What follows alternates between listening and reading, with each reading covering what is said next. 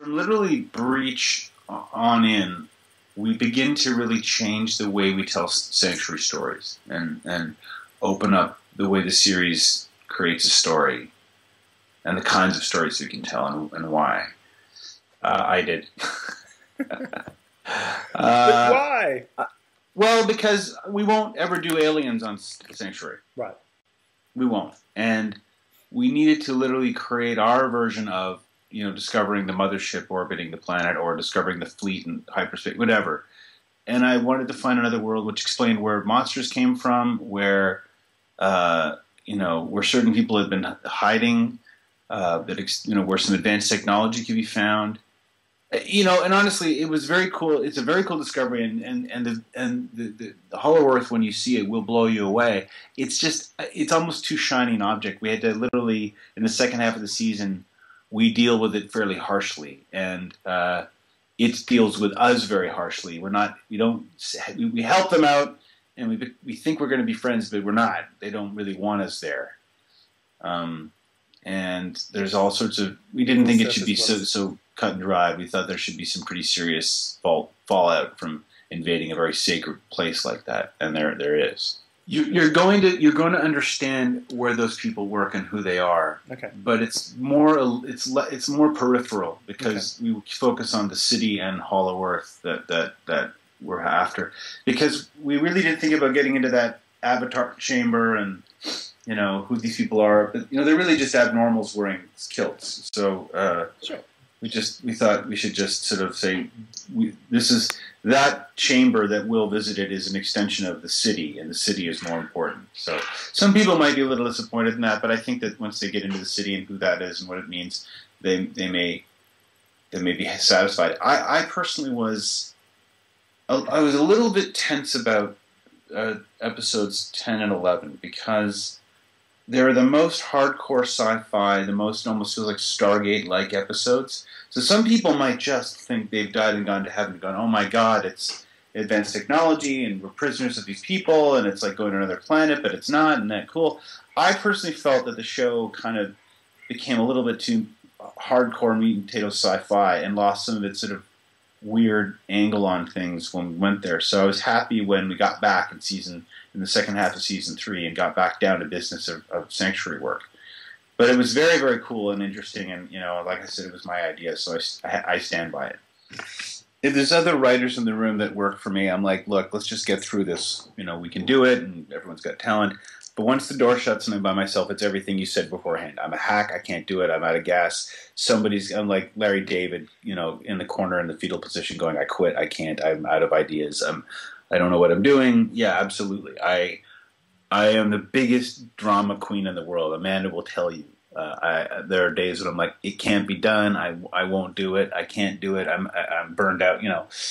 Every writer, any writer who's like, no, I adore the process and I'm a genius. They're A, an asshole, and B, they're lying. They don't buy it. It's a very difficult process. That's why about the lack of options, because when someone walks in and says, fix this, make this, create, manifest this, make it work, make it on time, make it on budget, make it original, don't make it derivative, give it something, and give it to me yesterday, you can't pick up the phone and go, yes, I think I'm ready to come and work for you at the advertising firm, Dad, because, you will. You'll blow any escape hatch you can, because it is the most frightening thing in the world to be faced with the blank page and not just the blank page, but the blank page that with literally a ticking time bomb attached to it. So it becomes very stressful. But I guess with every time things work out, I become less stressed in a global sense. I sort of look at the results of work I do with others, and I think, it's not that my shit doesn't stink. It's just more that I think that the results have turned out well, and so I don't think I'm completely off the mark when I think of ideas and execute them. I think there's always room for improvement and always room for feedback, and definitely room for ways to improve upon what I do. I count on directors and actors making my work better than it actually is all day long. Absolutely. And my fellow writers especially to tell me where I'm looking the most horrible. But that's just working in a good team. You have to trust the people you work with. Trust your team. Don't try to be the lone wolf hero or the white knight on the white horse riding in to fix other people's problems or fix your own. Don't create problems and then ride in and fix them. That's a big thing I learned. It sounds stressful, but there is a lot of stress, but there's always that wonderful euphoria of when you fade out at the end of a script you swore you couldn't write, and then it turns out to be good, and it gets shot 10 days later. Ideally, we'd have been picked up a month ago, and I'd have 3 scripts on the table, and I'd write it 1 or 2 before the holidays, go away for a few weeks. But right now, I'm literally we're doing post-production. I'm going to go on a bit of a holiday, and then we'll come back, and hopefully we'll be picked up sometime next month and be back to it immediately. The problem is Sanctuary has a very long post-production delivery process, nearly 30 weeks, much longer than most TV shows. Damn. So we deliver later.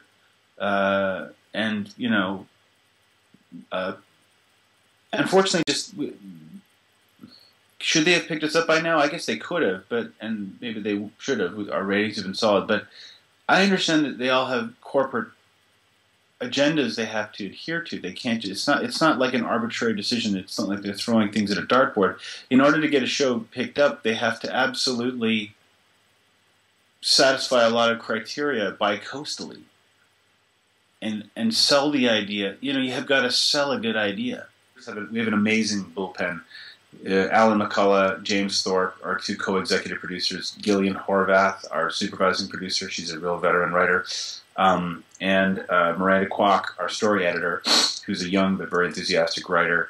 Very, very great team. I mean, I literally set them loose into that room and say, these are the things I'm thinking.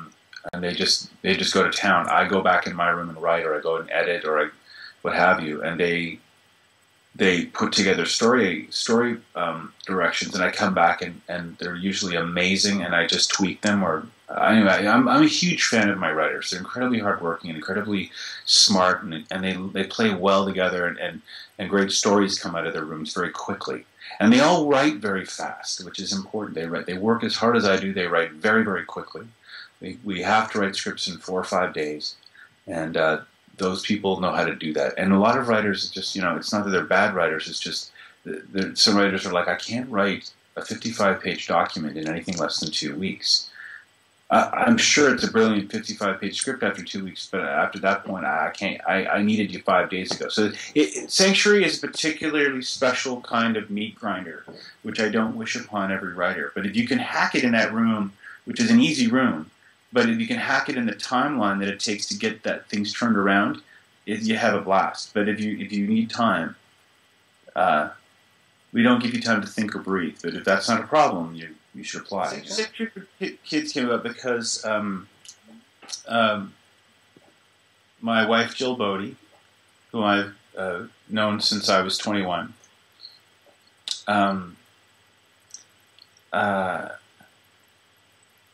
always wanted to get into do charity work. She's a social worker and a teacher, and she said, not if, but when you ever become successful, I'd love to get into doing some of this non-profit work.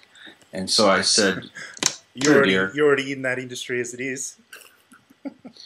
And so as it came to pass, we recognized the power of Amanda, and we mapped out a charity and launched it. And I immediately realized very passionately that every single TV show and movie, successful movie with an audience, anyone with an audience should launch their own charity or adopt one. You should not just use your audience just to make money.